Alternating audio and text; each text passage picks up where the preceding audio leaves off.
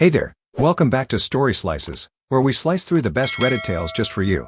Let's dive right into the first story. The first one is the Tittle story, and it starts like this. I bought my little slice of heaven 3 years ago, a 2-acre plot with a cabin tucked away in the woods, just outside that sprawling suburban development they built last decade. Close enough to civilization for decent internet, far enough to avoid the drama. Perfect for someone like me who works remotely as an electrical engineer specializing in renewable energy systems. My property sits adjacent to their fancy neighborhood with its matching houses and manicured lawns, but crucially, and I made absolutely sure of this before buying, outside their homeowners association jurisdiction. I've heard enough horror stories about HOA to know I wanted nothing to do with them. No sir, not interested in paying dues for the privilege of being told what color I can paint my door or how tall my grass can grow. About a year ago, I invested a significant chunk of my savings in a state-of-the-art solar power system. Not just a few panels, but a comprehensive 15 kilowatt setup with battery storage capacity that could power my entire property for days without sunshine. I did most of the installation work myself with help from a buddy who's a licensed electrician. The system was oversized for my needs, but I figured it would pay for itself eventually, especially with the tax incentives. Plus, being energy independent aligned perfectly with my values. The folks from the HOA had been sniffing around my property since I moved in. At first, they seemed confused about why I wasn't attending their meetings. Then came the thinly veiled suggestions that I should join the community. Each time, I politely explained that my property wasn't part of their development and therefore not subject to their rules. But wouldn't you like to be part of our community events? One board member asked me once. I'm good, thanks, I replied. I value my independence. That usually ended the conversation, but I could tell it bothered them, this non-conforming cabin dweller just beyond their reach. I didn't care much about their opinion though. I kept to myself, worked on my projects, and enjoyed my peaceful existence. That peace was shattered about 3 months ago when I returned from a 4-week consulting job overseas. The first hint that something was off came when I checked my energy monitoring app. I'm a bit obsessive about tracking my power generation and usage, professional curiosity combined with wanting to maximize my investment. The numbers weren't adding up. My batteries weren't charging to capacity despite plenty of sunny days, and there was unusual power draw that didn't match my typical consumption patterns. That's weird, I muttered to myself, scrolling through the historical data. The anomalies had started about 3 weeks ago, right in the middle of my time away. I decided to do a physical inspection of the system. Everything near the house looked normal, but when I followed the conduit line toward the property boundary, I noticed something that made my blood boil. There, partially hidden by some hastily transplanted bushes, was a junction box I definitely hadn't installed, with cables running toward the neighborhood's clubhouse about 100 yards away. Someone had tapped into my solar array. I followed the unauthorized line and found it connected to the back of their community clubhouse and pool area. They'd been stealing my power for nearly a month. Based on the readings, they were drawing significant electricity, enough to power their entire clubhouse, pool equipment, and exterior lighting. I took dozens of photos documenting the unauthorized connection, careful to show how the line crossed from my property onto HOA common ground. Then I headed straight to the clubhouse, where I found a woman sitting at a desk inside who identified herself as the HOA president's assistant. I need to speak with whoever's in charge, I said, trying to keep my voice level despite my rising anger. Do you have an appointment? She asked without looking up from her computer. No, but I think they'll want to talk to me about the illegal electrical connection running from my property to this building. That got her attention. 20 minutes later, I was sitting across from a middle-aged man in an expensive-looking suit who introduced himself as the president of the HOA board. So, he said, leaning back in his chair with unwarranted confidence, what's this about an electrical issue? I placed my phone on the table between us, showing a clear image of the unauthorized connection. This is about theft. Someone from your organization tapped into my private solar power system without my knowledge or permission. He barely glanced at the photo. Ah, yes, that. We had an emergency situation with our power supply during your extended absence. The contractor working on our clubhouse renovations damaged the main electrical line. Rather than delay our project, our maintenance supervisor found a temporary solution. By stealing from me? He waved dismissively. Such harsh language. We were planning to notify you upon your return and work out reasonable compensation. You trespassed on my property, tampered with my electrical system, which is incredibly dangerous and illegal, by the way, and have been stealing my power for weeks, I said. I want it disconnected immediately, and I expect payment for what you've taken. His friendly demeanor vanished. Now, let's not be hasty. We're in the middle of important renovations here. Disconnecting now would cause significant disruption to our community. That's not my problem. Actually, he said, reaching for a folder on his desk, it may be your problem. Our compliance team has noted several potential code violations regarding your solar installation. Specifically, The height and positioning of certain panels appear to violate County Ordinance 15.7.3 regarding setbacks from property lines. I almost laughed. My installation was properly permitted and inspected. Try again. Permits can be mistakenly issued, he said with a smirk. And re-inspections can be complicated. I suggest we come to a mutually beneficial arrangement. You continue providing power until our renovations are complete, just another 2 weeks, and we'll forget about pursuing those violations. A woman who had been quietly sitting in the corner spoke up. I thought his property was part of our jurisdiction. Couldn't we just issue a compliance notice directly? The president shot her a warning look, but the damage was done. They hadn't even bothered to verify whether my property was under their authority before helping themselves to my electricity. My property is not part of your HOA, I said firmly. Never has been? Never will be. You have no jurisdiction over me, and you certainly have no right to connect to my power system. Disconnect it today, or I'll be contacting both the police and my lawyer. The president's face hardened. I don't think you understand who you're dealing with. Our association has considerable resources and influence in this county. Do you really want to make enemies of all your neighbors? Those aren't my neighbors, I replied, standing up. They're your victims. You have until tomorrow to remove your illegal connection and provide me with an accounting of the power used so I can send you a bill. After that, I'm filing police reports for theft and trespassing. As I turned to leave, he called after me. You'll regret taking this position. We were trying to be reasonable. I was furious, but I knew I needed to be strategic. This wasn't just about the stolen electricity. It was about standing my ground against bullies who thought they could take whatever they wanted. The next day, a formal letter was hand-delivered to my doorstep. The HOA was claiming they had right-of-way access to utilities on my property due to some obscure easement they argued existed before my purchase. They threatened legal action if I interfered with community infrastructure. It was complete nonsense, of course, but it told me they weren't planning to back down. I called my friend from law school, who now specialized in property disputes. They don't have a leg to stand on, she assured me after I explained the situation. What they've done constitutes theft of services, trespassing, and potentially criminal tampering with utilities. The easement claim is bogus. If it existed, it would have been disclosed during your purchase. So what should I do? Document everything. File a police report. Send them a cease and desist letter. And definitely cut off their access to your power, legally of course. While researching the HOA online, I discovered they'd been having serious financial problems. Their community newsletter, publicly available on their website, referenced budget challenges requiring creative solutions. Reading between the lines, it seemed they'd mismanaged funds allocated for the clubhouse renovation and were cutting corners wherever possible. I also struck up a conversation with a dog walker passing by my property who turned out to be a resident of the development. When I casually mentioned issues with the HOA board, the floodgates opened. They're terrible, she confided. Last year, they fined an elderly couple $2,500 because their grandson, who was staying with them during cancer treatments, parked his car in their driveway overnight. Something about unauthorized vehicles. The poor man could barely walk from his treatments, but they wouldn't budge. That's awful, I said. That's not even the worst of it. They raised our dues by 40% this year for this clubhouse renovation, but half the promised amenities have been quietly dropped from the plans. When people ask questions about the budget at meetings, they get shut down. Over the next few days, I spoke with other residents and heard similar stories. Many expressed frustration but felt powerless against the board, which had managed to consolidate authority by holding meetings at inconvenient times and changing bylaws to make it harder to remove them. Meanwhile, I discovered something else interesting. The HOA was planning a major event that weekend, a community excellence celebration where county officials and potential new residents would be given tours of the facilities, including the newly renovated clubhouse. Apparently, they were hoping to attract more wealthy homebuyers to boost their struggling finances. I decided it was time to act. First, I hired a licensed electrician to document the unauthorized connection professionally. His report concluded, the connection to the neighboring property constitutes an unauthorized and dangerous modification to the system that violates electrical code regulations and creates potential safety hazards. Next, I filed a police report for theft of services and trespassing. The officer who took my report seemed skeptical until I showed him the photos and the electrician's documentation.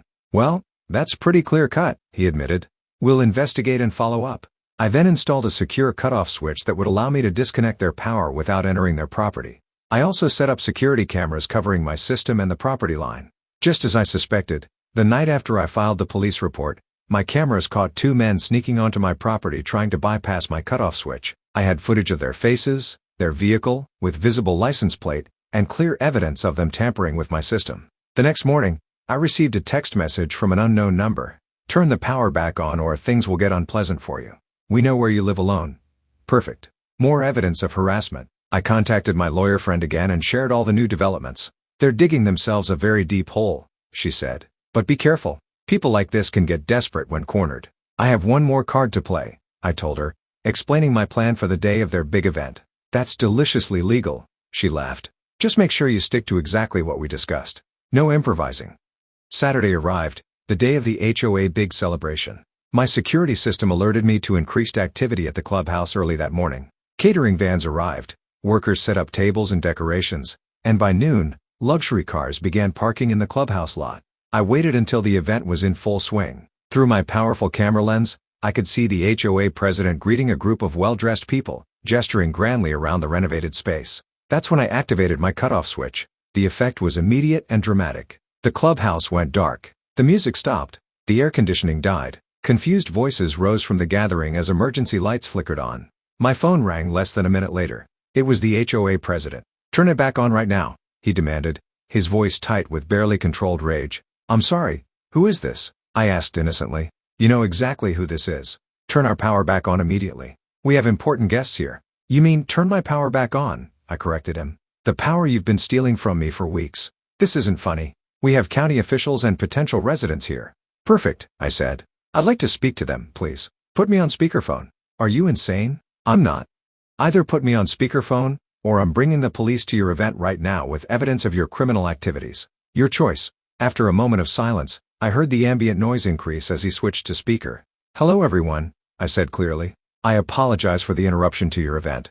My name is the owner of the property adjacent to your development. I'm not a member of your HOA, but unfortunately, your board is illegally connected to my private solar power system without permission and has been stealing electricity from me for weeks." I heard murmurs of surprise. "That's ridiculous," the president cut in. "This is just a misunderstanding about a temporary arrangement." "Is it?" "I have documented evidence including photos, videos, a professional electrician's report, and a police report filed for theft of services and trespassing. I also have security footage from 2 nights ago showing your maintenance staff attempting to bypass my security measures after I filed that police report. And I have text messages from a board member threatening me if I didn't allow you to continue stealing from me." The murmuring grew louder. "I've been a licensed electrical engineer for 15 years, I continued. "What your board has done is not just illegal, it's dangerous. Unauthorized modifications to electrical systems can cause fires or electrocution. They've put their entire community at risk, all to avoid paying for electricity." "None of that is true," I heard the president shout, but his voice sounded less confident. "I have all the evidence with me," I replied calmly. "I'd be happy to bring it over and show everyone right now. I'm particularly interested in explaining to those county officials how your board has been operating." A new voice came on the line, deeper, authoritative. "This is Councilman from the county board. Is what you're saying true? They connected to your power without permission?" "Yes, sir. I have extensive documentation, including the report from my security system showing exactly when they made the connection while I was overseas, and the exact amount of power they've stolen, which, at current rates, amounts to just over $2,700 worth of electricity." There was a long pause, then the councilman spoke again. "I think we need to see this evidence. I'd be happy to show you. I can be there in 5 minutes." "You most certainly cannot," the president began, but was cut off. "Actually," the councilman interjected, "I think we would all like to see what evidence this person has. This is a serious allegation." I arrived at the clubhouse carrying a folder of documentation and my laptop. The scene was chaotic. People in formal attire milled around outside in the heat, looking confused and annoyed. The catering staff stood idly by their table of melting food. The HOA president tried to block my entrance, but the councilman, a tall man with a stern expression, intervened. "Let's see this evidence," he said. I set up my laptop on a table and connected it to my cellular hotspot since the clubhouse Wi-Fi was down. I pulled up the energy monitoring dashboard, showing the dramatic increase in power consumption that coincided exactly with my time overseas. "As you can see, my normal power usage is here," I explained, pointing to the graph. "And here's where a massive new load appeared while I was out of the country." I played the security footage showing 2 men installing the unauthorized connection, then showed photos documenting how they had run lines from my junction box to the clubhouse. One of the board members, a thin woman with a pinched expression, suddenly lost her composure. "So what if we borrowed some power?"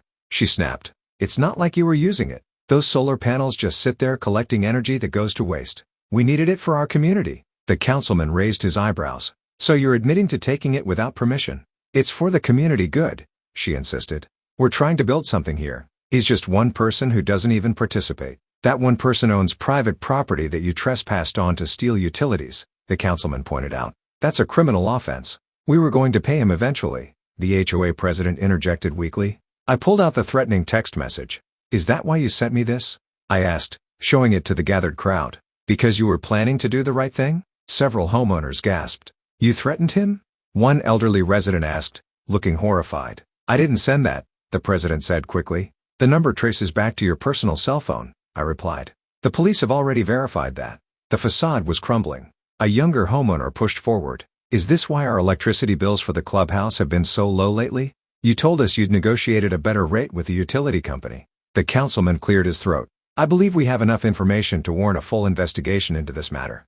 As a county official, I'm deeply concerned about the unauthorized electrical connections, which violate numerous safety codes, not to mention the apparent misappropriation of HOA funds and misrepresentations to residents. The HOA president's face had gone pale. This is all a big misunderstanding. We can work this out. You had weeks to work it out, I replied. Instead, you threatened me and tried to intimidate me into compliance. That's not how this works. The aftermath was swift and severe for the HOA board. Based on the evidence I provided and complaints from numerous residents who came forward, the county launched a full investigation into the HOA finances and practices. The investigation revealed the board had been mismanaging funds for years, using HOA dues for unauthorized personal expenses and cutting corners on maintenance and services. The clubhouse renovation was significantly over budget because the president had hired his brother-in-law's company without competitive bidding, and they'd been charging far above market rates. The entire board was forced to resign. The now former HOA president was charged with theft of services, trespassing, and making criminal threats. Several other board members faced similar charges. The HOA was required to pay me $2,700 for the stolen electricity, plus another $5,000 in damages for the trespassing and tampering. I used that money to expand my solar system and install a much more robust security system around my property. The newly elected HOA board, made up of reasonable homeowners who had been sidelined by the previous regime, reached out to formally apologize and establish clearer boundaries. The former president was ordered by the court to perform community service, which ironically included helping install solar panels for a low-income housing project. He was also required to make a formal, public apology to me as part of his plea agreement. That apology came 3 months after the incident, delivered on my front porch with a compliance officer watching nearby. The former president couldn't even look me in the eye as he recited the court-approved statement acknowledging his wrongdoing. I am sorry for authorizing the illegal connection to your solar power system, for the theft of your electricity, and for the subsequent threats and intimidation tactics employed against you. I simply nodded and said, apology accepted. I hope you've learned something from this. He mumbled something inaudible and walked away. Shoulders slumped. As spring turned to summer, something unexpected happened. Many of the homeowners from the development, free from the tyranny of their former board, became friendly neighbors. I was still outside their HOA exactly as I wanted, but we developed a mutually respectful relationship. One evening, I decided to host a cookout for some of the neighbors who had supported me through the ordeal. We set up tables in my yard, and I used my expanded solar system to power string lights, a sound system, and even a projector for the kids to watch movies on the side of my shed. I've got to say, one neighbor commented as we watched the sunset, your setup here is impressive. Makes me wish I'd looked outside the development when I was house hunting. It's not for everyone, I replied, but I value my independence. Well, we're all thankful you stood up to those crooks, another said, raising her glass. Who knows how long they would have continued scamming us if you hadn't exposed them. Sometimes you have to stand your ground, I said, especially against bullies who think the rules don't apply to them. As the evening wound down, I reflected on the unlikely community that had formed from this conflict. I still valued my independence and privacy, but I'd gained something I hadn't expected, genuine connections with neighbors who respected boundaries and understood the difference between a community and a fiefdom. My little solar-powered cabin remained my private sanctuary, now more secure than ever. But the invisible wall I'd built between myself and the neighborhood had come down, replaced by something much healthier, mutual respect and the shared understanding that good neighbors don't take what isn't theirs, they ask first, and they take no for an answer. The next one is entitled People Story. I just uncovered what I really hope is everything. There were some red flags that I foolishly ignored. Here's a rough timeline. We've been together since high school, and married young, 21 to 20. It was pretty clear from the beginning, and we even had conversations specifically about it, that she would handle the money. Her parents are incredible with money. They are avid couponers, exceptional investors and mind-bogglingly frugal. It was logical to me that she would inherit at least some of this, and since I hated everything to do with finances, it made perfect sense. More backstory, I'm the primary breadwinner. She makes less than $10K a year from a part-time job. Shortly after we were married, she got a couple of credit cards that had cashback or air mileage programs and explained to me that as long as we kept them paid off, they'd basically be giving us free money. A year before we were married, I started working as a freelance contractor. This meant I had to pay estimated taxes every quarter. Last year, tax year 2013, she offered to take over my taxes and I happily agreed. Again, hate finances. I just told her every quarter I made X dollars, so send the IRS Y dollars. 4 times she told me she would. This last tax season I found out she lied every single time. We got a massive bill. Thousands of it were from the late fees alone. I only found out because I had to help and sign for the taxes. This basically wiped our nest egg and left us owing $5K that we had to put on a payment plan with the IRS. She apologized and cried a lot and said she just misunderstood the estimated taxes and this kind of thing would never ever happen again. I shrugged it off. People make mistakes. There is about $4,200 left to pay the IRS. Jump forward to this June. We moved into a new place. The city requires a credit check to turn on the water/sewage/ etc. I go to the office to sign and finalize it, and to my surprise they require a rather large deposit. I asked about it, and they said it was due to the credit check. I looked over the credit report and it had a column that was these items negatively affect your score. Most of them were fine, like credit history to short, but one line really stood out to me. Average balance on all accounts above 30%. When we first got the credit cards our limit was $2,000. So I was though okay. $600 in credit debt isn't a big deal. I told my wife about the credit check and the large deposit and she said something like, "Oh yeah, I'm sorry, I kinda let it slip this last month. It'll be fine next month." What I didn't know at the time was that our credit limit had increased to $5,000 and that we were far past the 30% mark. Just over a month ago I come home and sit down at the computer, which we both use. My wife comes over and sits next to me and starts telling me about her day. I close the browser window which had been open and behind it is a PDF statement for one of the credit cards. My wife screams, "Close that," and grabs the mouse and closes it, but before she does I see at the top a massive current balance $4,900.00. It wasn't exactly $4,900, there was some change. She turns bright red and looks at me with a look of, "Did you just see that?" I say something like $4,900, and she breaks down and starts crying. She explains that it just got out of hand and she lost control and it's been snowballing and she didn't want to tell me about it because it had stressed me out and it was all her fault. Then she says something that still pisses me off to think about. "It all started when you stopped working from home and got a job. I didn't realize you were going to make a lot less money." This pisses me off because I got a 20% raise when I stopped freelancing. It just seemed like less money because of tax withholding, and I was contributing to an 401k, and our health insurance got 10x better. So there was less cash in the bank every week, but I was making more money. Anyway, we have a long talk and decide the money needs to be transparent. We set up you need a budget and she went through and added everything in. We decide that every single week we'll go through our weekly expenses, and neither of us will spend any money without telling the other. We plan everything out and figure out that we can pay off the credit card by the end of the year if we eat super cheap and never go out. At some point during this day-long talk and planning session, I notice she has left out the other credit card from YNAB. I ask her about it directly, like I looked her dead in the eye and said, "What about the Amex?" She looked at me, and with a straight face said it's at like $400 to $600. I barely ever put anything on it because it doesn't have cash back. I'll pay it off this month and just close it. For some stupid ducking reason I believed her. Now skip forward to this morning. I decided to check on everything because we had some minor, but unexpected, expenses this week and I wanted to see how it'd affect our long-term payoff plan. I logged into the Amex account and see that it has a balance of $3,534.39.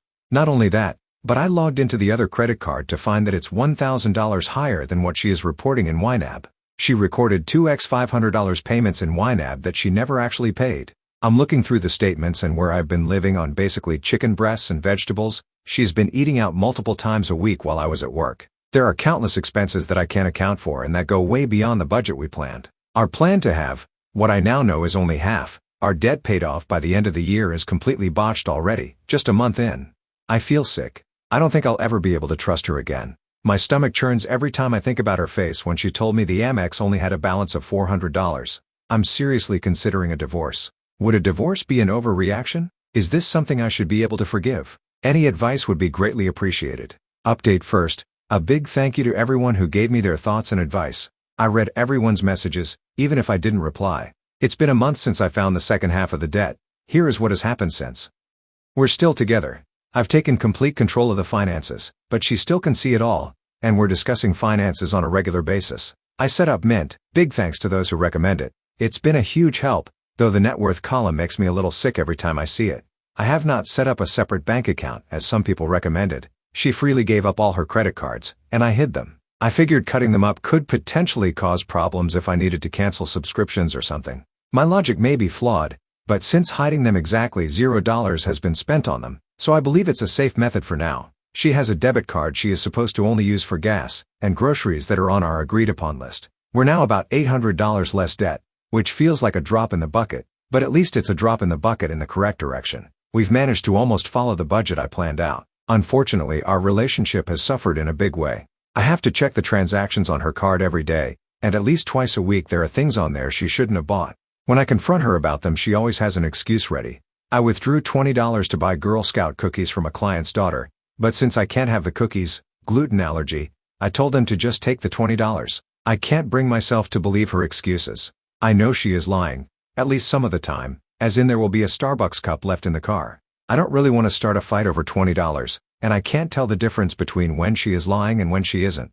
Until a month ago I thought she never lied. I should take a moment to say, I like strong women. I fell in love with this girl when I was 18 and she was 17, because she was the most mature/independent girl my age I had ever met, among other qualities. She had a good job. For 17, she was moving out of her parents' house. She had a car. In short, for her age, I thought she really had her crap together. I have never wanted the nuclear stay-at-home wife. I wanted a career wife. You know Claire Underwood from House of Cards? That's the kind of woman I wanted, and who I thought I had found. While we were dating, she was all about career advancement, long-term plans, traveling the world, etc. I'm concerned I had rose-colored glasses on, and because I wanted her to be a strong independent woman, I ignored her faults, and she went out of her way to act like the strong woman she knew I wanted her to be. Whenever I find her spending money on things she shouldn't, I either have to let it go, bad, I assume, or I have to ground a grown-ass woman from her debit card, which I really hate to do. I hate the idea of my wife being a subordinate, or like I have to punish or police her activity. It makes me feel like in a hole. Not to mention it's a complete turn-off that has decimated our intimacy. It's incredibly difficult for me to want to have sex with someone I just had to scold because they broke a budget we both agreed on. Despite telling me she is sorry and she feels terrible, I feel like I'm fighting alone. It's like instead of being my partner and finding ways to help, I have to actively prevent her from doing further harm. A good example is that she has never looked for scholarships for school. I doubt she could get a free ride or anything, but she hasn't even looked because I've always been able to just pay it off immediately. I get that hunting down and applying for scholarships takes a lot of time and effort, and I have no idea if she'd get any, but she could at least look. I have brought it up and she just brushes it off as I'll look, but I won't qualify for any, so it'll be a waste of time. And then she doesn't look. Another example, a number of people recommend marriage counseling for us and/or therapy for her. I asked her to find a therapist, and then if the therapist thought, after talking with her, that we should do couple counseling, I'd be happy to. I reminded her to find a therapist every day for the first week, and a month later she still hasn't. I don't mind reminding her, but at this point it's pretty clear she is deliberately avoiding it. Every day I'm reminded of our debt, which upsets me, but then I get upset at myself for being upset. For example, I'll turn down going out with friends because it cost money. Then I'll think, damn it, if my wife didn't put me in debt I could go out with friends. And then 5 minutes late I'll think, wow, did I really get mad at my wife because I can't go out with friends? There are people who can't afford food and I'm upset that I can't afford a cocktail. I'm in a hole. So I get trapped in a circle of resenting my wife, and then resenting myself for resenting my wife. I would like to avoid giving the impression that I believe myself blameless in all of this. I appreciate those who pointed it out. I shouldn't have ignored my own finances for so long. I shouldn't have dumped that responsibility on anyone. I let myself get caught up in the fantasy that I was married to a perfect, strong, independent person who could do anything. If I were to pursue a separation or a divorce, I wouldn't try to escape the debt, or at least half the debt. If I wasn't supporting her or paying for her school out of pocket, I could pay it all off in a few months. We're still together, but I haven't forgiven her and I'm harboring a lot of resentment. I am so afraid of doing something I'll regret, that I'm caught in limbo. I won't forgive her, but I won't leave her, which isn't fair to her or myself, but I am too afraid to do either. It's not the money. Money will come and go. It's the continued lying and the lack of effort to make it right that I am having trouble forgiving. On the other hand, divorce really doesn't sound very fun. I am afraid I can never forgive her, but I'm afraid I'd never forgive myself if I left her. Are you hungry for more slices of stories? Don't forget to subscribe and hit the bell to never miss out on any videos. See you tomorrow at Story Slices.